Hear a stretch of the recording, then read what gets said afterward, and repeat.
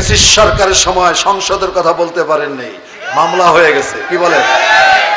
বক্তাকে স্টেজ থেকে অপমানিত করে নামিয়ে দিয়েছে, ঠিক কিনা? বক্তার হাদিয়া তো দূরের কথা, বক্তা মোটরসাইকেল ছাড়িয়া পালাইছে এই ফ্যাসিস্ট সরকারের সময়, ঠিক কিনা? জোরে বলেন। এই আলেমদেরকে কষ্ট দেওয়ার কারণে আলেমের বদ্ধ এমন ভাবে লাগছে, আল্লাহ বাতিল যদি মোটা হয় আল্লাহ তার সঙ্গে মোটা দিয়ে যুদ্ধ করে না। নমরুদ অস্ত্র সশস্ত্র নিয়ে আল্লাহর সাথে যুদ্ধ করার জন্য তৈরি হয়েছিল। আল্লাহ নমরুদের জন্য কি বরাদ্দ করেছেন? মশা কোনো বাহিনী? বলেন, মশাকে কোনো বাহিনী বলা হয়? কিন্তু আল্লাহ মশা বাহিনী নমরুদের জন্য করেছেন। ফেরাউন গর্ব করেছিল এই নীল নদের পানি আমার হুকুমে জোয়ার আর ভাটা হয়, অহংকার করেছিল। পানি কিন্তু ওই ফেরাউনের কথায় জোয়ার হয় না, নদীতে নীল দরিয়ায় ভাটাও হয় না। আল্লাহর হুকুমে জোয়ার হয়, আল্লাহর হুকুমে ভাটা হয়। কিন্তু ফেরাউন বলতো আমার হুকুমে জোয়ার হয়, আমার হুকুমে ভাটা হয়। আল্লাহ বলেন তুমি ওই নদীতে তোমাকে ডুবাইয়া মারবো, ঠিক কিনা? 41 সালের স্বপ্ন দেখেছে। 41 সালের স্বপ্ন মানুষের কাছে বলতেছিল, আল্লাহ পছন্দ করে নাই তার এই স্বপ্নটা, এই জন্য 24 সালে দেশ থেকে বিতাড়িত করে দিয়েছে, ঠিক কিনা? আর এই ফ্যাসিস্টকে তাড়ানোর জন্য কোন বড় দলের প্রয়োজন হয় নাই, কমলবতী ছাত্ররাই যথেষ্ট হয়েছিল। কি বলেন, ঠিক কিনা? অনেকে বলেছেন আল্লাহ এদেরকে আবাবিল বানিয়ে দিয়েছেন, যে আবাবিল আব্রাহার বাদশাকে, হস্তি বাহিনীকে ধ্বংস করেছে। এই আবাবিলের দ্বারা ফ্যাসিস্ট সরকারকে বাংলার জমিন থেকে চিরতরে উৎখাত করেছে, ঠিক কিনা? অতএব 16 বছর আপনারা স্লোগান দিতে পারেন নাই সংসদে জালো, এখন কি পারবেন না? অনেকে পারছেন না, অনেকে ভয় পাচ্ছেন। কি বলেন, পারবেন? কোরআন হাদিসের আলো আর হাবা আল্লাহ কবুল করবেন ইনশাআল্লাহ। আমার বিশ্বাস সারা বাংলার মানুষ এমন ভাবে ইসলাম প্রিয় এবার হয়ে গেছে। কারণ আল্লাহ রসুল যখন রমজান ফরজ হয়েছিল, রমজান যে বছর ফরজ হয়েছিল, উনি সাহাবাদেরকে তারাবির নামাজ শুরু করেছিলেন। তারাবির নামাজ 3 দিন জামাতে পড়েছেন। পরক্ষণে উনি জামাত ছেড়ে দিয়ে বলছে তোমরা একা একই পড়ো, কোনো জামাত হবে না। আল্লাহ রসুলের হায়াতে জামাত পড়েন নেই তারাবির নামাজ। আবু বকর, ওমর, উসমান, আলী সাহাবারা, জলিলুল কদর সাহাবারা জিজ্ঞেস করলেন ইয়া রাসূলুল্লাহ, জামাতটাই তো মজা লাগতেছিল, জামাতের সঙ্গে আমাদের তারাবির খুব সুস্বাদু ছিল, আপনি কেন জামাতটা বন্ধ করে দিলেন? আল্লাহ রসুল বললেন আমার ভয় হচ্ছিল, তোমাদের নামাজের আগ্রহ দেখে আমার ভয় হচ্ছিল আল্লাহ তারাবির নামাজ ফরজ করে দেয় কিনা। কি বলেন, ঠিক কিনা? তাহলে আপনার আমার চাহিদা আজকে প্রতিটি মানুষ ইসলামকে ভালোবাসে। ইসলামকে ভালোবাসার কারণে 54 বছর পরে যে সরকার গঠিত হবে ইসলামী সরকার গঠিত হবে ইনশাআল্লাহ। আপনারা চান না? কারা কারা চান? লিল্লাহি তাকবীর, লিল্লাহি তাকবীর। আলহামদুলিল্লাহ। বেহেশতের বাগানে বসে আছেন আপনি, সুবহানাল্লাহ বলতেছেন। একটা জান্নাতি মানুষকে আল্লাহ বাগান দেবেন, তালা তো হবে 6666টা তালা হাফেজদের জন্য। কি বলেন? আর ছোটখাটো জান্নাতও আছে।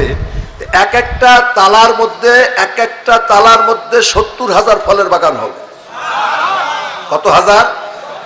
70,000 ফলের বাগান। এক একটা বাগানে 40,000 প্রকার গাছ হবে।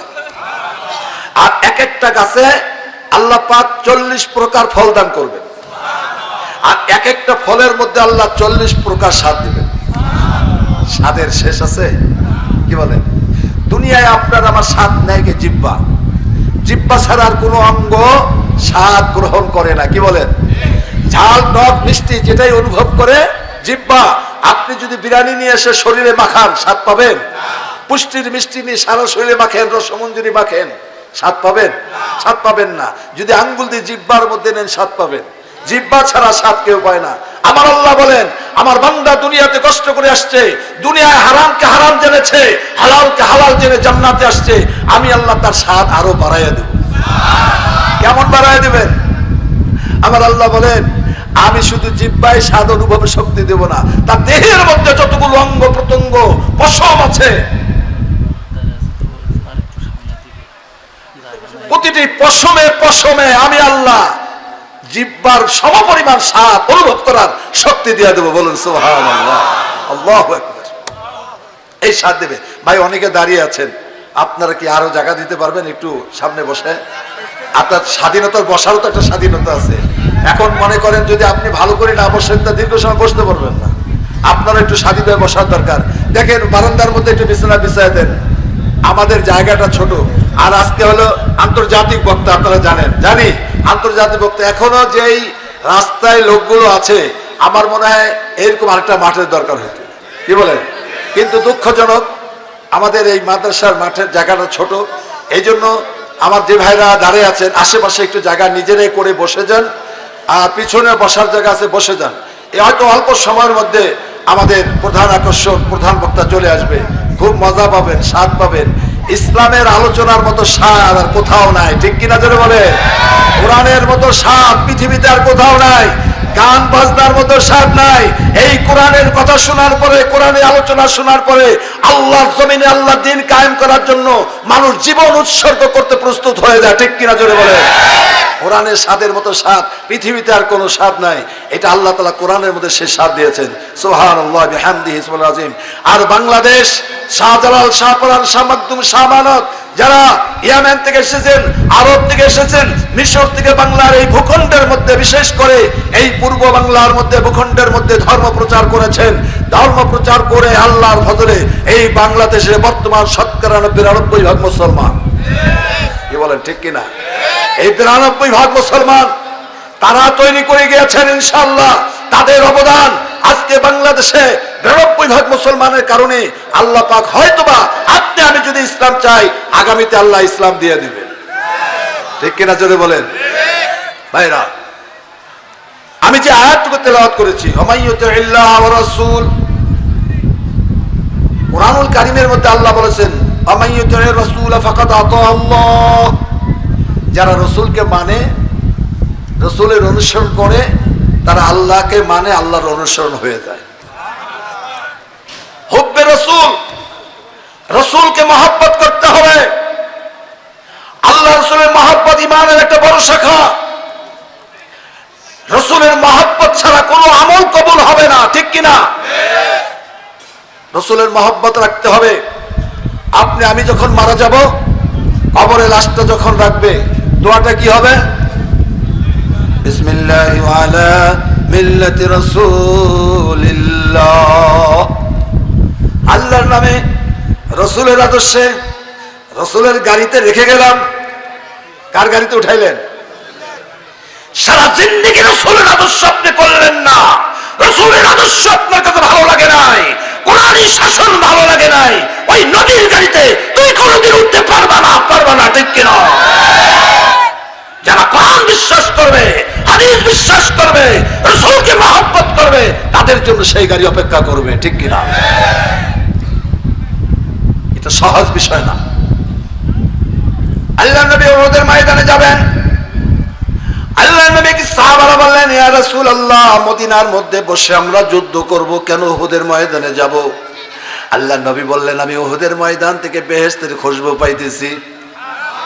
আমার বেহেশতের খুশবু উহুদের ময়দান থেকে আমার নাকে লাগতে আছে। আমি যখন মেরাজের রাতে জান্নাতে গমন করেছিলাম, জান্নাতের যে খুশবু পেয়েছিলাম, সেই খুশবু আমি উহুদের ময়দান থেকে আমার নাকে লাগতে আছে। সাহাবারে, আমার মনে হয় উহুদের ময়দানে আমরা যুদ্ধ করব। আল্লাহ নবী সাহাবাদেরকে ৭০০ সাহাবাকে সঙ্গে নিয়ে উহুদের ময়দানে গেলেন। নাম লেখাইছিলেন ১০০০ সাহাবা। কয়জন? ১০০০ জন নাম লেখাইলেন।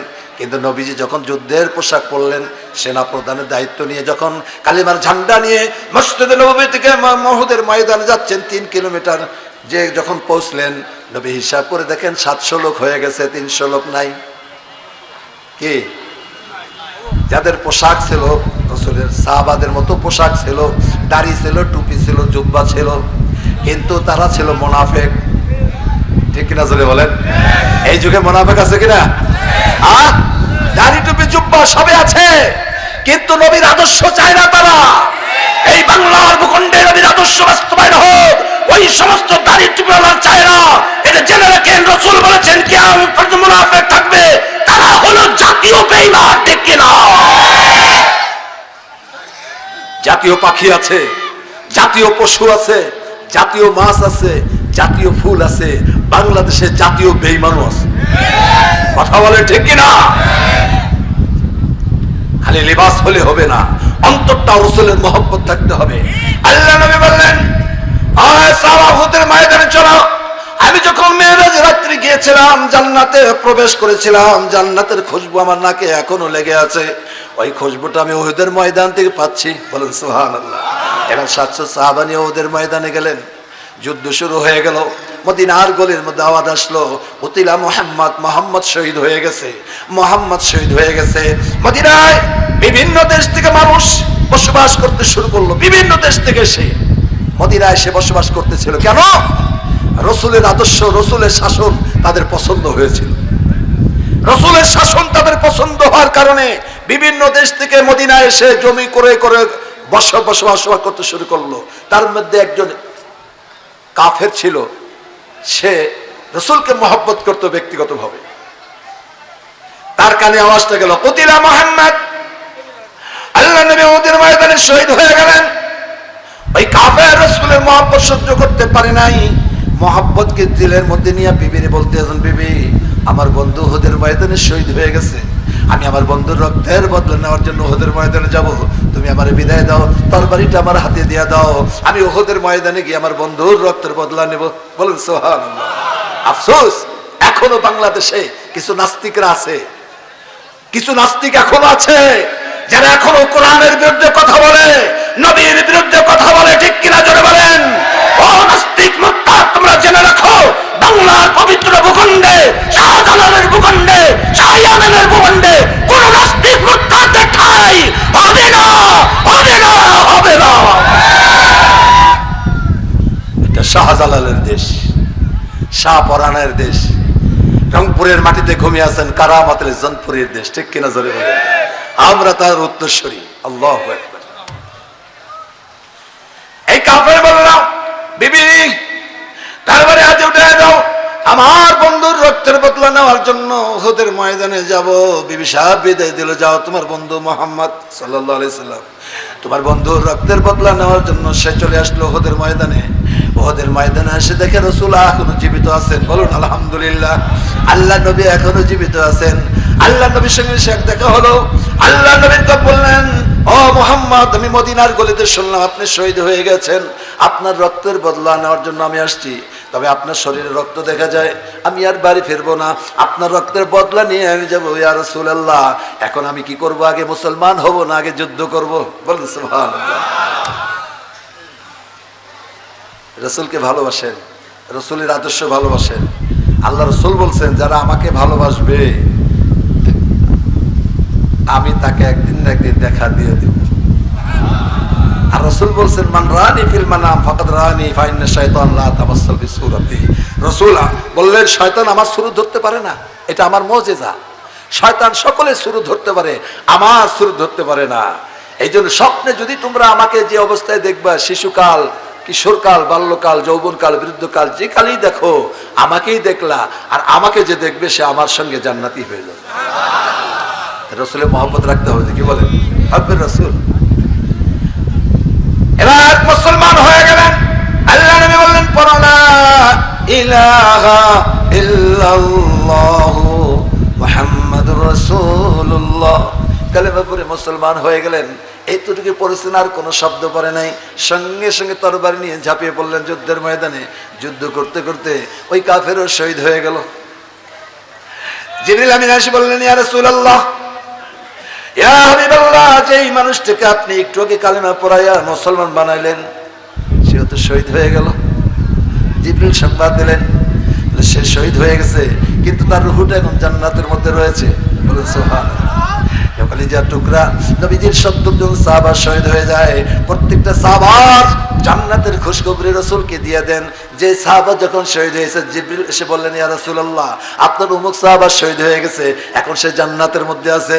অমুক সাহাবা শহীদ হয়ে গেছে, এখন জান্নাতের মধ্যে আছে। ইয়া রাসূলুল্লাহ, এই 70 জন সাহাবার মধ্যে একজন আনসারী সাহাবা, তার বয়স 100 বছর। তার বিবি নিষেধ করছিল, তার ছেলে নিষেধ করছে, জামাই নিষেধ করছে, এই বয়সে যুদ্ধের ময়দানে যাওয়ার দরকার নাই। সে আপনার মহব্বত দিলের মধ্যে এমন ভাবে রেখে ঘরে থাকতে পারে নাই, তরবার নিয়ে যুদ্ধ করে শহীদ হয়ে গেছে। 100 বছর বয়স। এই শহীদটা আল্লাহ এত পছন্দ করেছেন, তার হাতগুলো কেটে নিয়ে গেছে কাফেররা, পা নিয়ে গেছে, এগুলো সব এক জায়গায় জড়ো করে জিবরিল আমিন, আমি জিবরিল আল্লাহর হুকুমে আমি উহুদ পাহাড়ের উপরে নিয়ে গেলাম। আল্লাহর হুকুম হয়ে গেল, তার পাগুলো লেগে গেল, হাতগুলো লেগে গেল। আজরাইল ছিল, রুহটা তার দেহের মধ্যে ফিরাই দিল, সে জীবিত হয়ে গেল। বলুন সুবহানাল্লাহ। আল্লাহ বলেন, মা কানা লিবাশারিন আন ইউকাল্লিমাহুল্লাহু ইল্লা ওয়াহিয়ান আও মিন ওয়ারাই হিজাব। আল্লাহ দুনিয়ায় যদি কারোর সঙ্গে কথা বলেন, পর্দার আড়াল থেকে কথা বলেন, আল্লাহ সরাসরি দেখা দেন না। মুসা পাগল হইয়া আল্লাহকে দেখবে দেখবে তুর পাহাড়ে পাগল হইয়া গেল, আল্লাহ দেখা পাইল না। কিন্তু ওই শহীদের সঙ্গে আমার আল্লাহ 70,000 নূরের পর্দা সরাইয়া সরাসরি দেখা দিয়া দিলেন। বলুন সুবহানাল্লাহ। নারায়ে তাকবীর। আছে ইসলাম ছাড়া আর কোনো পথ? ভালো করে বোঝেন, দুনিয়ায় আল্লাহ বলছে 2 দল। মানুষ কয় দল হবে বলেন, জোরে বলেন। দুনিয়ায় কয় দল হবে নাম জানেন তো? এক দল হলো হিজবুল্লাহ, এক দল কি লেবাননের যেই জিহাদ মুজাহিদ, তাদের নাম হলো হিজবুল্লাহ, লেবাননের হিজবুল্লাহ। হিজবুল্লাহ হুমুল গালিবুন। আমার আল্লাহ বলেন, যারা আমার দল হবে, যারা কোরআনের বিশ্বাসী হবে, আমার রাসূলের বিশ্বাসী হবে, ইসলামের আদর্শের বিশ্বাসী হবে, তারা আমার দল। আমরা কার দল? হাত তুলে দেখান, আমরা কার দল? আল্লাহু আকবার। আবার দেখেন, এখান থেকে যায় আরেক দলে ঢোকেন না। আপনি কিন্তু সাক্ষী দিলেন আল্লাহর দল, আবার যেন এরপরে অন্য দলে দেখা না যায়। কি বলেন? হ্যাঁ, না দেখা যাবে? যাবে? আল্লাহু আকবার। আলা ইন্না হিজবাল্লাহি হুমুল গালিবুন। আমার আল্লাহ বলেন, দুনিয়ায় যারা আমার দল হবে, আমি আল্লাহ তারে পরকালে বিজয় দান করে দেব। আমি তার ডান হাতে জান্নাতের সার্টিফিকেট দিয়ে দেব। আমি আল্লাহ বলবো, ইয়া আইয়াতুহান নাফসুল মুতমাইন্নাহ ইরজিউ ইলা রাব্বিকা রাদিয়াতাম মারদিয়া। ওই আমার বান্দা, দুনিয়ায় তুই আমার উপর রাজি ছিলি, আমার বন্ধুর আদর্শ বাস্তবায়ন করার জন্য তুমি চেষ্টা করেছিলা, তুমি মেহনত করেছিলা, ভালোবাসছিলা। আসো, আমি আল্লাহ আজকে তোমারে ভালোবাসি। বলুন সুবহানাল্লাহ। যাও ফাদখুলি ফি ইবাদি। ওই জান্নাতে কাতার দিয়া দাঁড়ায় আছে, 120টা কাতার দাঁড়ায় আছে। যেই কাতার পছন্দ হয় তুমি সেই কাতারে ঢুকে যাও। অদখুলি জান্নাতি। আমার তোমার জন্য আমি আল্লাহ একটা জান্নাতের দরজা খুলে দিলাম, যেই দরজা তোমার পছন্দ হয় ওই দরজা দিয়ে তুমি আমার জান্নাতে প্রবেশ করো। আল্লাহু আকবার। থাকবো তো ইসলামের সঙ্গে? কি বলেন? থাকবো? কারা কারা? লিল্লাহি তাকবীর, লিল্লাহি তাকবীর, আল্লাহু আকবার।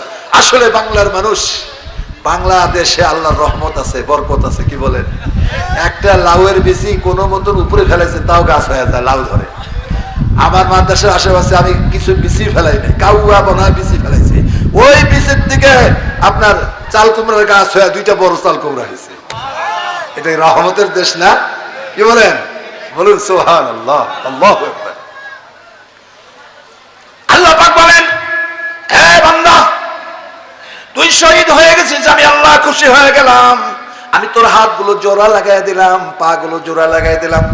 কিয়ামতের ময়দানে ইয়াশফাউ ইয়াউমাল কিয়ামা সালাসা। প্রথম দিকে 3টা শ্রেণী মানুষ সুপারিশ করবে। কয় শ্রেণী? 1 নম্বর হলো আলাম্বিয়া, নবীগণ সুপারিশ করবে। বলুন আলহামদুলিল্লাহ। নবীদের বিরুদ্ধে কখনো কথা বলা যাবে না, কোন নবীর শানে বেয়াদবি কথা বলা যাবে না। কুল্লু নবীন মাসুম, সব নবীরা নিষ্পাপ। বলুন সুবহানাল্লাহ। সর্বপ্রথম সুপারিশ করবে নবীরা, তারপরে সুপারিশ করবে আল উলামা, আলেমরা। যারা আলেমদেরকে গালি দেয় সুপারিশ পাবে? যারা আলিমদেরকে ব্যঙ্গ করে কথা বলে সুপারিশ পাবে? মান আহাব্বা আলিমান ফাকাদ আহাব্বানি। আল্লাহ নবী বলেন, যারা আলেমকে মহব্বত করে, আলেমকে যারা শ্রদ্ধা করে, ভালোবাসে, তারা কেমন জানি আমি রাসূলকে ভালোবাসলো। ওয়া কানা মাই ফিল জান্নাহ। যারা আমাকে ভালোবাসলো আমার সঙ্গে জান্নাতে যাবে। আলেমকে ভালোবাসবো তো নাকি? যেই দল যেই সংগঠন আলেমদের বিরুদ্ধে কথা বলবে, ওই দল ওই সংগঠনে আপনারা থাকতে পারবেন না। থাকা ঠিক হবে না, ঠিক কিনা? যেই দল ইসলামের কথা বলবে, কোরআনের কথা বলবে, আলেমদের মর্যাদা নিয়ে কথা বলবে, ওই দলে থাকতে হবে। পারবেন সবাই? আল্লাহ কবুল করুন, আমিন। আল্লাহ জিজ্ঞেস করে, বান্দা আমি খুশি হয়ে গেছি। হাসরের ময়দানে এই সুহাদারা সুপারিশ করবে। আল্লাহ বলেন, আমি তোমার খুশি হইয়া পা জোড়া লাগাই দিলাম, আজরাইল থেকে রূহ নিয়ে তোমার দেহের মধ্যে ঢুকাই দিলাম। তুমি যা চাইবা আমি আল্লাহ তোমার তাহাই দিয়া দেব। তুমি যদি কিয়ামত পর্যন্ত হায়াত চাও, আমি আল্লাহ হায়াত দিয়া দেব। তুমি যদি সারা পৃথিবীর সবচেয়ে বড় ধনী হতে চাও, আমি আল্লাহ তোমার ধনী বানায় দেব। যদি পৃথিবীর সবচেয়ে বড় আলেম হতে চাও, আমি আল্লাহ ওই জ্ঞান তোমার দিয়ে দেবো। বলুন সুবহানাল্লাহ। আমি এত খুশি হইয়া উহুদের ময়দান আমি আল্লাহ কুদরতে কায়দায় তোমার সঙ্গে হাজির হইয়া গেলাম, দেখা দিয়ে দিলাম। তুমি কি চাও? একজন শহীদকে আমার আল্লাহ বলতেছেন, সুহাদায়ে উহুদ, যে শহীদ উহুদের ময়দান থেকে বেহেশতের খুশবু আসতে আছে। হাদিসে আসছে, জাবালুন উহুদুন ইউহিব্বুনা নুহিব্বু, জাবালুন উহুদুন বাবুম মিন আবওয়াবিল জান্নাহ। ওগো রাসূল, আপনি জাবাল উহুদকে ভালোবাসেন, জাবাল উহুদ আপনাকে ভালোবাসে। বলুন সুবহানাল্লাহ। কিয়ামতের ময়দানে জাবাল উহুদটা সুহাদাদের জন্য জান্নাতের দরজা হয়ে যাবে। এই জন্য হাজী সাহেবদের নির্দেশ দেওয়া আছে, যখন তোমার উহুদ পাহাড়ে জিয়ারতে যাবে, সেখানে একটা কাঁটাদার ফল হলো খাবে, ওই ফলটা তুমি জান্নাতের ফল খাইবে। আল্লাহু আকবার। কোরআনের কথা মজা লাগে না? তিতা লাগে। একদল মানুষের তিতা লাগে, একদল মানুষের কাছে মজা লাগে। ইন্নামাল মুমিনুনা আল্লাযীনা ইযা যুকিরাল্লাহু ওয়াজিলাত কুলুবুহুম ওয়া ইযা তুলিয়াত আলাইহিম আয়াতুহু যাদাতুহুম ঈমানা। আমার আল্লাহ বলেন, আমার কিছু বান্দা আছে, ওই বান্দার সামনে যখন কোরআনের আলোচনা হয়, ধীরে ধীরে তার ঈমানটা বাড়তেই থাকে, কোরআনের ভালোবাসা বাড়তেই থাকে। ঠিক কি না? আছে কি এরকম? হ্যাঁ। আবার একদল আছে, ওই দল বান্দার সামনে কোরআনের আলোচনা করা হয়, তো বলে যে হুজুর রাজনীতি শুরু করে দিছে। রাজনীতি তকমা লাগায়। কি লাগায়? রাজনীতির তকমা লাগায় দেয়। কথা বলেন না, কথা বলেন না, ইশারা বসায় দেন। রাজনীতি তকমার কতদিন লাগাবেন? তকমা লাগাইতে লাগাইতে আল্লাহ এই হুজুরদেরকে একদিন রাজনীতির জায়গায় বসায় দিবেন, ওই রাষ্ট্রের ক্ষমতায় বসায় দিবেন। সেই দিন কি তকমা লাগাবেন আপনারা? রাজাকার রাজাকার তকমা লাগাইতে লাগাইতে সকল ভার্সিটির মধ্যে রাজাকারের ক্ষমতায় চলে আসছে। ঠিক কিনা? আর রাজাকার কত তকমা লাগাইবা? এবার তকমা লাগাইতে থাকো, আল্লাহ রাজাকারকে রাষ্ট্র ক্ষমতা এবার দিয়ে দিবে। কি বলেন? এই জন্য রাজাকার তকমা লাগাইয়েন না, দেখে শুনে বুঝে শুনে লাগাইতে হবে। কারণ নামে তহমত, মিথ্যা অপবাদ দেওয়া যাবে না, এটাকে তহমত বলা হয়। মিথ্যা অপবাদ দেওয়া যাবে না, শরীয়তে নিষেধ, কোরআনেও নিষেধ আছে। ঠিক কিনা জোরে বলেন? এখন বান্দাকে আল্লাহ এত বড় অফার দিলেন, বান্দা কি চাও? এখন বান্দা বলে, মাবুদ গো, তুমি আমার এই শহীদকে পছন্দ করছো? বলে, হ্যাঁ আমি শহীদকে পছন্দ করেই তো দেখা দিলাম তোমারে। কি চাও? আল্লাহ তুমি যদি আবার হায়াত দিয়ে দাও, আমি আবার যুদ্ধ করে শহীদ হয়ে যাব। আবার যদি হায়াত দাও, আমি আবার যুদ্ধ করব। কিয়ামত পর্যন্ত তুমি যদি বারবার হায়াত দাও, আমি বারবার জিহাদের ময়দানে যুদ্ধ করে শহীদ হয়ে যাব। এই শহীদ যখন আমি হই, যখন আমার এখান তরবারি আঘাত করলো, তীর ঢুকে গেল, আমি ভাবছিলাম কষ্ট পাবো। সে আল্লাহর বান্দা বলে, মাবুদ গো, জানি না তুমি এর মধ্যে কত শান্তি দিলা। জীবনে অনেক মধু পান করেছি, জীবনে অনেক শরাবত তাহুরা পান করেছি, কিন্তু যখন আমার প্রাণ বের হয়ে যায়, এত স্বাদ এত মজা পাইছি, এই স্বাদ আর মজার কথা আমি ব্যক্ত করে বলতে পারবো না। এই জন্য আমার আল্লাহ বলেন, আল্লাহ রাসূল বলেন, ইয়াশফাউ ইয়াউমাল কিয়ামা সালাসাল আম্বিয়া। প্রথম নবীরা সুপারিশ করবেন। কারা? নবীরা হাসরের ময়দানে আমার আল্লাহ একটা ঘোষণা দিবেন, এক নম্বর সংকেত দিবেন, আলিয়াউম লিমানিল মুলক। আমার আল্লাহ বলবেন, আজকে রাজত্বের মালিককে? পাগলারা, দুনিয়ার রাজত্ব নিয়ে মারামারি শুরু করছে। হ্যাঁ, আজকে আছে কালকে নাই। কি বলে? 16 বছর ছিল এখন নাই, এমন নাই, গোষ্ঠী শুদ্ধাই নাই। ঠিক কিনা? পৃথিবীর কোনো নজির নাই। 300 আসনে 300 এমপি পালায় যায়। কি বলেন? চোর তো না পালায় কি করবে? চোর না, চোরের মন পুলিশ পুলিশ। ঠিক কিনা? একটা এমপিও বাপের বেটার মতো দাঁড়াইতে পারলো না যে আমি একজন পবিত্র, পারলো না, সব চোর। এই জন্য চোরের মন পালাইছে সব। আল আম্বিয়ারা সুপারিশ করবেন, নবীদের সামনে কখনো বেয়াদবি করা যাবে না। এই নম্বর আল উলামা, একজন হাফেজ 10 জনকে শহীদ করে সুপারিশ করে জান্নাতে নেবেন, একজন আলেম 70 জনকে সুপারিশ করে নিয়ে যাবেন, একজন শহীদ 1000 মানুষকে সুপারিশ করে জান্নাতে নিয়ে যাবে। আল্লাহু আকবার। 2 নম্বর আলেম ওলামা সুপারিশকারী হবে কিয়ামতের ময়দানে। এই জন্য তাদের সঙ্গে সুসম্পর্ক রাখতে হবে, রাখবো আমরা, ভালো সম্পর্ক রাখতে হবে, মহব্বত করতে হবে, ভালোবাসা রাখতে হবে। 3 নম্বর হলো শুহাদা। 3 নম্বর শহীদরা আসলে ময়দানে সুপারিশ করবেন। যারা ইসলামের জন্য শহীদ হয়েছেন, বিশেষ করে 24-এর গণ অভ্যুত্থান, এই 1600-1700 যে বাচ্চাগুলো শহীদ হয়ে গেছেন, এইগুলা শহীদ, ঠিক কিনা? এরা শহীদ নিজের স্বার্থের জন্য মাঠে নামে নাই। এই বাংলার মানুষকে ফ্যাসিস্ট মুক্ত করার জন্য, এই জালেমের হাত থেকে, এই নমরুদ ফিরাউনের হাত থেকে বাংলার মানুষের ঈমানের হেফাজত করার জন্য এই ছাত্রগুলো মাঠে নেমেছিল, ঠিক কিনা? জোরে বলেন। এরা শহীদ, এরা কিয়ামতের ময়দানে সুপারিশ করে মানুষকে জান্নাতে নিয়ে যাবে। আপনারা ভাবছেন কি একদল তো বলবে এরা শহীদ না, এরা নিজের জীবন নিজে দিয়েছে? না, এরা গুলিকে ভয় করে নাই। শুরু হয়েছিল, আর কই একজনের ঘাড়ে আরেকজন উঠা লাগবে, কি বলেন? আরো চাপাইতে কয়, আর চাপালে এখন একজনের ঘাড়ে আরেকজন উঠা লাগবে। আল্লাহু আকবার।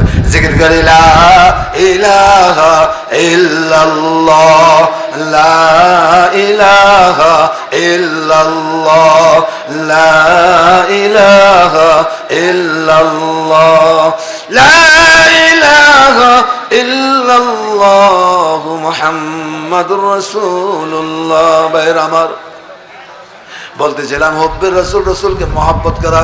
বিলাল হাবশী রাদিয়াল্লাহু তাআলা আনহু, তার একটা মহব্বত ছিল, রসুলের মহব্বত। মক্কা থেকে হিজরত করে মদিনায় আসলেন। মদিনায় আসার পরে যখন নামাজ ফরজ হয়ে গেল, আজান দেবে কে, আজান দেবে কে, কি আজান দেবে, কি শব্দ ব্যবহার করবে? এখন সাহাবাদের মধ্যে পরামর্শ হলো, এক একজন এক একটা পরামর্শ দিল। এই পরামর্শ দেওয়ার পরে আরেকজন সাহাবা স্বপ্নে দেখলেন আল্লাহ তাআলা আজানের কালিমাগুলো তারা শিক্ষা দিয়ে দিলেন। এই কালিমা যখন সে বিলালকে শিখায় দেয়, রাসূলকে বললেন, আল্লাহ রাসূল বললেন তুমি বিলালকে শিখায় দাও, বিলাল আজান দিয়ে দেবে ফজরের পর থেকে। ওই সাহাবার নাম হলো সাদ, কি নাম? সাদ। কুবার মুয়াজ্জিন ছিলেন। ওই সাহাবার চেহারাটা ছিল ইউসুফ আলাইহিস সালামের মতো। বলুন সুবহানাল্লাহ। আল্লাহু আকবার। আল্লাহ কত ভালোবাসে। আল্লাহকে যদি আপনি আমি ভালোবাসতে পারি, আল্লাহ কত ভালোবাসবে। সুবহানাল্লাহ।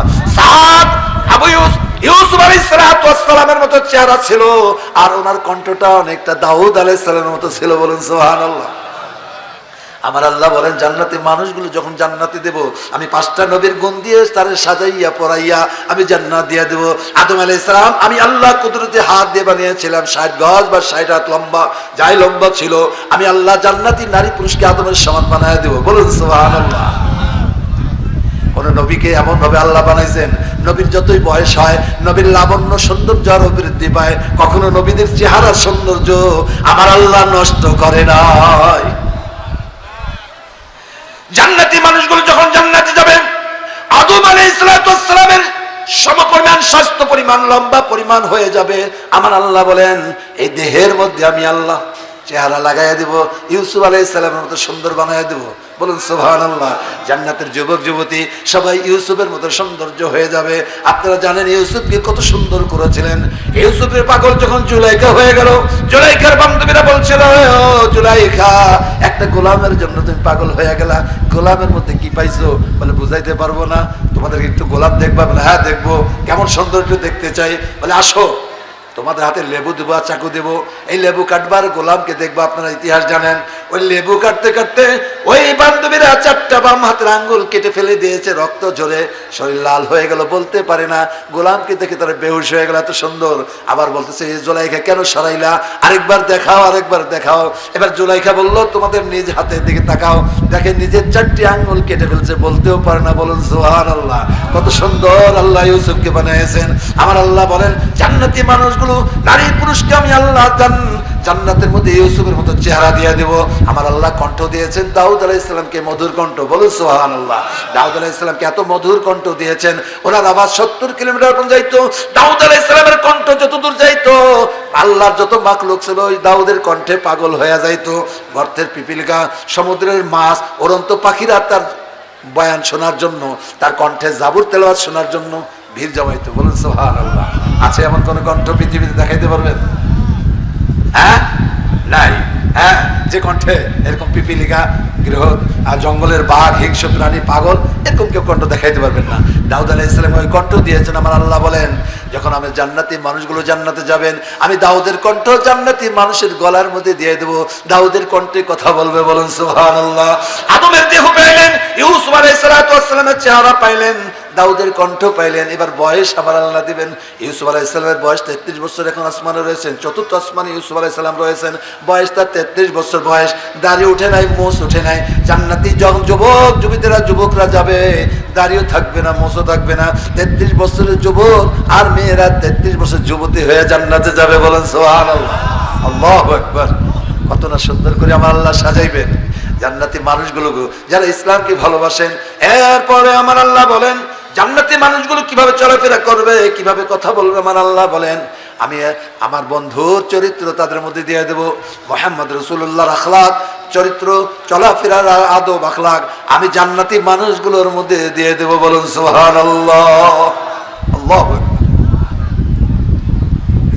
কিয়ামতের ময়দানে নবীরা সুপারিশ করবেন, উলামা কেরাম সুপারিশ করবেন, শহীদরা করবেন, হাফেজরা করবেন, নেককার বান্দারাও সুপারিশ করার সুযোগ পেয়ে যাবে, বলুন সুবহানাল্লাহ। আল্লাহ রাব্বুল আলামিন যখন বলবেন আল-ইয়াউমা লিমানিল মুলক, আজকে রাজত্বের মালিক কে, এই ঘোষণার পরে আদম সিজদায় পড়বে, 1,24,000 পয়গম্বর সিজদায় পড়ে ইয়া নাফসি ইয়া নাফসি বলবে। আপনারা আমার নবীও সিজদায় যাবেন, তিনিও বলবেন ইয়া হাবলি উম্মতি ইয়া হাবলি উম্মতি। তিনি বলবেন আমার উম্মতের কি হবে? একজনই বলবেন ইয়া হাবলি উম্মতি, তিনি হলেন আপনার আমার নবী, বলুন সুবহানাল্লাহ। ওই নবীর আদর্শ ভালো লাগে না? কি বলেন, ভালো লাগে না? লেনিনের আদর্শ ভালো লাগে, কার্ল মার্ক্সের আদর্শ ভালো লাগে, মাও সেতুনের আদর্শ ভালো লাগে, জওহরলাল নেহরুর আদর্শ ভালো লাগে, নাস্তিক মুরতাদদের আদর্শ ভালো লাগে। নবীর আদর্শ যার ভালো লাগে না, কিয়ামতের ময়দানে নবীর সুপারিশ তার নসিব হবে না, ঠিক কিনা? নবীর সুপারিশ হবে না কিয়ামতের ময়দানে। আল্লাহ নবী সিজদা করে বলবেন ইয়া আহলি উম্মতি, আল্লাহ বলবেন আমার বন্ধু আপনি মাথা উঠান, এই হুকুম আপনার জন্য না, সবার জন্য হুকুম, আপনার জন্য এই হুকুম না। আজকে হাসরের ময়দানে আপনি যারা সুপারিশ করবেন, শাফায়াত করবেন, আমি আল্লাহ তারে মাফ করে দেব, সুবহানাল্লাহ। সমস্ত আম্বিয়া কেরামকে আমার আল্লাহ একটা দোয়ার শক্তি দিয়েছেন, মুস্তাজাবুদ দাওয়াত, সমস্ত আম্বিয়া কেরামকে দিয়েছেন, হালাল দোয়া তৎক্ষণাৎ কবুল হয়ে যায়। নবীজিকেও দিয়েছেন মুস্তাজাবুদ দাওয়াত, নবী এটা ব্যবহার করেন নাই, রিজার্ভ রেখে দিয়েছেন। নবী কি রিজার্ভ রেখে দিয়েছেন, উনি ব্যবহার করেন নাই দুনিয়াতে। জিবরিল বললেন ইয়া রাসূলুল্লাহ, আল্লাহ রাব্বুল আলামিন আপনাকে মুস্তাজাবুদ দাওয়াত, হালাল দোয়া তৎক্ষণাৎ কবুল হয়ে যায়, আপনি এটা রিজার্ভ কেন রাখলেন, ব্যবহার কেন করছেন না? আল্লাহ নবী বলেন জিবরিল আমি এটা হাসরের ময়দানে ব্যবহার করব, আমার উম্মতের জন্য আমি ব্যবহার করব, আমার উম্মত যেন জাহান্নামে না যাইতে পারে, জাহান্নাম থেকে ফিরে আনার জন্য আমি মুস্তাজাবুদ দাওয়াত হাসরের ময়দানে আমি ব্যবহার করব, আমার উম্মতকে আমি সঙ্গে নিয়ে জান্নাতে যাব, বলুন সুবহানাল্লাহ। কোন একজন উম্মতরা যখন জাহান্নামে চলে যাবে, ওই সুপারিশ করে যাবে আল্লাহর কাছে। কতদিন পরে জামিন হবে, কতদিন পরে জামিন হবে, এই জামিনটা আমার রাসূল ফাইনাল করে যাবে, বলুন সুবহানাল্লাহ। আপনি জেলখানায় থাকবেন, জামিনটা আমার আল্লাহ রাসূল ফাইনাল করে দিবেন। এইভাবে করতে করতে সর্বশেষ ব্যক্তির যখন ফাইনাল হয়ে যাবে, জামিন ফাইনাল হয়ে যাবে, নবী জান্নাতে চলে যাবে, ওই উম্মত যখন জাহান্নাম থেকে মুক্তি পেয়ে যাবে, মুক্তি পাওয়ার পরে যখন আবে হায়াত দিয়ে একটা গোসল দিয়ে দিবে, জাহান্নামের কষ্টগুলো একেবারে ভুলে যাবে, বলুন সুবহানাল্লাহ। তার শরীরে কষ্টগুলো ভুলে যাবে, দাগগুলো ভুলে যাবে, একদম ফ্রেশ হয়ে যাবে। তখন তাকে বলবে তুমি কি জানো তুমি কার দোয়ার বিনিময়ে আজকে এই মুক্তি পেলে? তখন বলবে আমি তো জানি না। বলে তোমার নবী আখের নবী তোমার জন্য দোয়া করে গেছেন, তোমার এই জামিন ফাইনাল করে গিয়েছেন, এই জন্য আল্লাহ তোমার জামিন দিয়ে দিয়েছে, বলেন সুবহানাল্লাহ। একমাত্র আপনার আমার নবী ইয়াহাবলি উম্মতি বলবে, ঠিক কিনা? আল্লাহ রাব্বুল আলামিন ওনাকে অনেক মুজিজা দিয়েছেন, 1000 যুবকের শক্তি দিয়েছেন, সুবহানাল্লাহ। একদিন নবী নবুয়ত পেয়েছেন কিভাবে বুঝলেন? একটা হাদিসে আসছে, আল্লাহ নবী একদিন বললেন, আমি বসেছিলাম এক জায়গায়, হঠাৎ করে দুটি ফেরেশতা আসলো। একটা ফেরেশতা জমিনে পা রাখলেন, আরেকটা ফেরেশতা জমিন আর আসমান ঘিরে নিলেন। জমিন আর আসমান ঘিরে নিলেন একটা ফেরেশতা, বলুন সুবহানাল্লাহ। এখন বলতেছে, এই যে দেখেন লোকটা বসে আছে, আমাকে দেখেই বলতেছে এক ফেরেশতা আরেক ফেরেশতাকে, এই যে লোকটা বসে আছে এই লোকটা হলো আখির নবী মুহাম্মদুর রাসূলুল্লাহ, বলুন সুবহানাল্লাহ। এই নবুয়তের ঘোষণা আমি ফেরেশতার মধ্যে পাইলাম, আল্লাহ আমাকে নবুয়ত দিয়েছেন।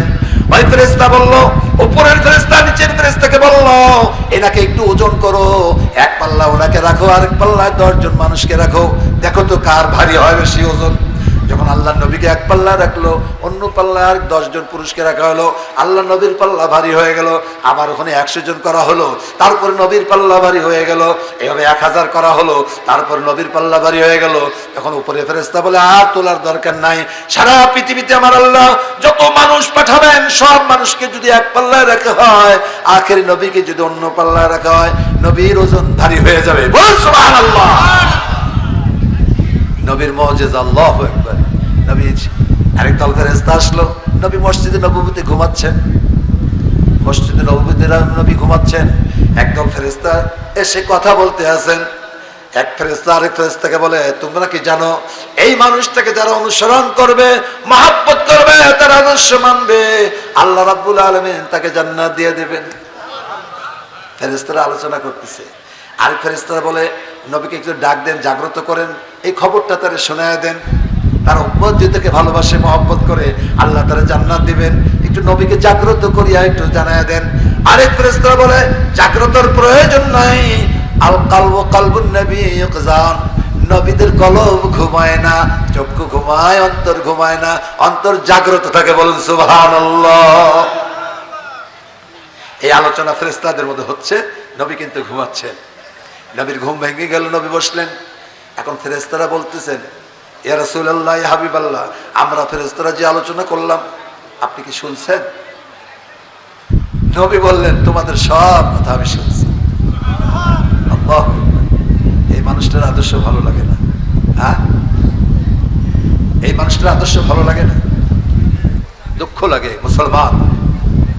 হ্যাঁ, দেখে দেখি ইহুদি নবীকে পরীক্ষা করলো, দিনের বেলা এক ব্যাগ স্বর্ণ এনে দিল, মুহাম্মদ আমানত রাখলাম, আমি সময় মতো সে নিয়ে যাব। নবীজি স্বর্ণের ব্যাগ ঘরের মধ্যে আমানত রেখে দিলেন। ওই ইহুদি রাত্রে বেলা আসলেন, গভীর রাত্রে আসে বলতেছেন, মুহাম্মদ আমার ব্যাগটা ফিরিয়ে দাও। আল্লাহ রাসূল রাত্রি তার ব্যাগটা তার হাতে তুলে দিলেন। ওই ইহুদি আবার দিনের বেলা হাজির হয়ে বলতেছেন, মুহাম্মদ আমার আমানত ফিরিয়ে দাও, আমি যে গতকালকে স্বর্ণের ব্যাগ দিয়ে গেছিলাম সেই স্বর্ণের ব্যাগটা আমাকে দাও। নবী বললেন, এই ইহুদি, তুমি তো গভীর রাত্রে এসে তোমার আমানত নিয়ে গেলা, এখন কেন আবার তুমি চাচ্ছ? জান, বুঝতে পারলাম না। ইহুদি বললেন, না আমি নেই নিয়ে যদি থাকি সাক্ষী দেখান। নবীকে বলতেছে, যদি নিয়ে থাকে সাক্ষী দেখান। সাক্ষী তো কাউকে রাখেন নাই, গভীর রাত্রে নিয়ে গেল, এখন সাক্ষী নাই, নবী আর সাক্ষী দিতে পারেন না। এখন ইহুদি বলতেছে, হয় সাক্ষী দেন আর না হয় আমার স্বর্ণের ব্যাগ ফিরিয়ে দেন। নবী একটু চুপ হয়ে গেলেন, খামোশ হয়ে গেলেন, উত্তর নাই, আমার সাক্ষী নাই, আমার সাক্ষী তো নাই, ছিল না, আমি কেমনে জবাব দিব? এমন সময় নবীজির পাশে এক ছোট্ট সাহাবা, 7 বছর বয়স, 7-8 বছর বয়স সাহাবা, খুজাইমা নাম তার, রাদিয়াল্লাহু তাআলা আনহু। আল্লাহু আকবার। ওই সাহাবাটা 7-8 বছর মাটির মধ্যে কি নিয়ে খেলতেছিল। খেলতে খেলতে যখন নবীজি চুপ হয়ে গেল, ইহুদি শক্ত করে বলতেছে, মুহাম্মদ আমার আমানত ফিরিয়ে দাও, না হয় সাক্ষী দাও। এবার এই বাচ্চাটার কানে আসলে আওয়াজ, এই বাচ্চা খেলনা ছেড়ে দিয়ে হাতটা ছেড়ে নবীর সামনে দাঁড়িয়ে আসসালাতু ওয়াসসালামু আলাইকা ইয়া রাসূলুল্লাহ বলে ডাক দিলেন। নবীকে সালাম দিয়ে বললেন, ইয়া রাসূলুল্লাহ, আপনি তারে যে স্বর্ণের ব্যাগ ফিরিয়ে দিয়েছেন আমি খুজাইমা সাক্ষী দিচ্ছি।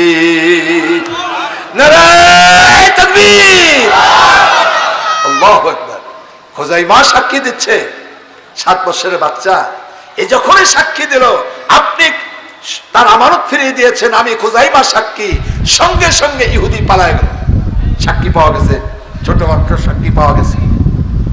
নবীজি বাচ্চাকে বুকে নিলেন, কোলে নিলেন, আদর করলেন। আদর করে জিজ্ঞাসা করতেছে যে বাবা, আমি আমানত ফিরিয়ে দিয়েছি, কতটা সত্য, কিন্তু তুমি কিভাবে সাক্ষী দিলা? তুমি তো গভীর রাত্রে আমার কাছে ছিলে না, তুমি তো দেখো নাই, তুমি কিভাবে সাক্ষী দিলা? এই খুজাইমা রাদিয়াল্লাহু তাআলা বলেন, ইয়া রাসূলুল্লাহ, আপনার কথা, ইহুদির কথা আমি খেলনা অবস্থায় শুনতেছিলাম।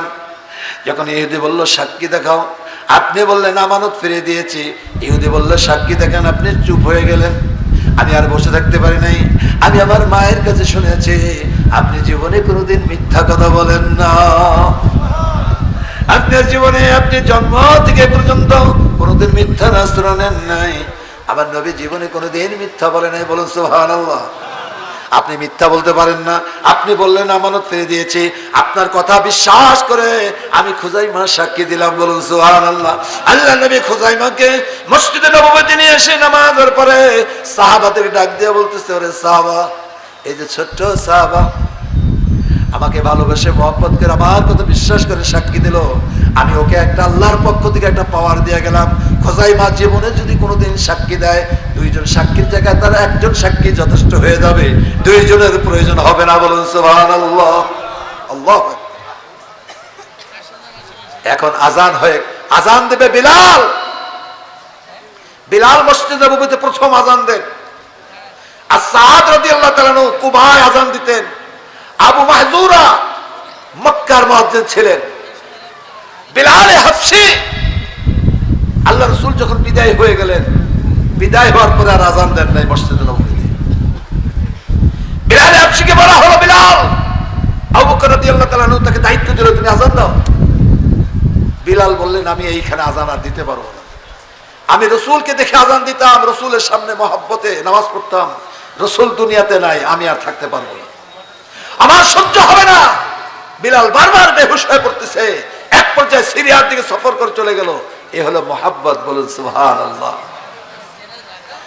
ইশকে মাহবুবে খুদা, ইশকে মাহবুবে খুদা জিস দিল মে হাসিল নেহি, লাখো মুমিন হু মগর ইমামে কামিল নেহি। নবীকে ভালোবাসতে হবে। নবীর কাছে একজন মেহমান আসলেন, গভীর রাত্রে আসি বলতেন, ইয়া রাসূলুল্লাহ, আমার ঘরে কোনো খাবার নাই, আমি ক্ষুধার্ত, খাবারের ব্যবস্থা করে দেন। কয়েকজন সাহাবাকে নিয়ে আল্লাহর নবী কথা বলতে আছেন। এক সাহাবাকে বললেন, তোমার ঘরে খাবার আছে কি? বলে নাই। তোমার ঘরে খাবার আছে কিনা? নাই। কোন সাহাবার ঘরে খাবার নাই। তখন আরেক সাহাবা তালহা রাদিয়াল্লাহু তাআলা বললেন, ইয়া রাসূলুল্লাহ, মনে হয় আমার ঘরে খাবার আছে, আপনি মেহমান দিয়ে দেন, আমি রাত্রে মেহমানদারি করে আমার ঘরে থাকার ব্যবস্থা করে দেব। বলুন সুবহানাল্লাহ। তালহা রাদিয়াল্লাহু তাআলা আল্লাহর নবীর মেহমানকে বাসায় নিয়ে গেলেন। বিবিরে বললেন, বিবি, নবীর মেহমান নিয়ে আসছি, ঘরে খাবার আছে কিনা? বিবি বললেন, সর্বনাশ করছো, আমার ছেলের জন্য একটু খাবার, হালুয়া বানিয়েছিলাম, একটা রুটি বানিয়েছিলাম, এতটুকু আছে, ছেলে তো না খেয়ে ঘুমিয়ে গেছে, এর বেশি কিছু নাই। বলে দাও, ওইটাই দাও। বিবি বললেন, বুদ্ধি দিলেন, তুমি খেও না। যখন